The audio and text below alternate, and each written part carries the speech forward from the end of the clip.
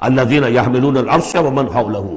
وہ فرشتے، دیکھیے پہلی صورت ختم ہو رہی تھی، وہ فرش، وہ جو اللہ کے عرش کے گرد فرشتے تھے، ان کا نقشہ جو ہے ڈراپ سین یہی تھا، وَتَرَى الْمَلَائِكَةَ حَافِّينَ مِنْ حَوْلِ الْعَرْشِ يُسَبِّحُونَ بِحَمْدِ رَبِّهِمْ۔ اب یہاں ان کا ذکر ہو رہا ہے الذین یحملون العرش ومن حولہ، وہ فرشتے جو اللہ کے عرش کو اٹھائے ہوئے ہوتے ہیں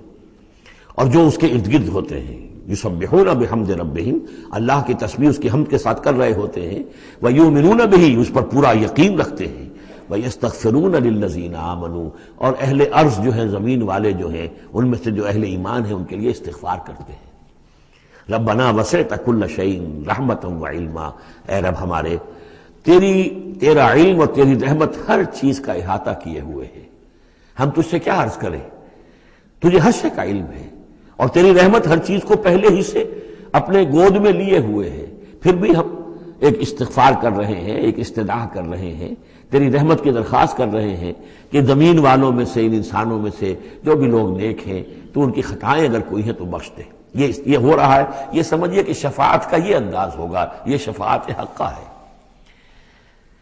ربنا وسعت کل شیء رحمتا وعلما، اے اللہ تیری رحمت، تیری رحمت اور تیرا علم ہر شے کو محیط ہے۔ فاغفر للذین تابوا، تو یہ انسانوں میں سے جو لوگ جنہوں نے توبہ کی، جنہوں نے رجوع کیا، واتبعوا سبیلک، اور جنہوں نے تیرے راستے کی پیروی کی، ان کے لیے مغفرت کر دے، ان کی خطاؤں سے درگزر فرما۔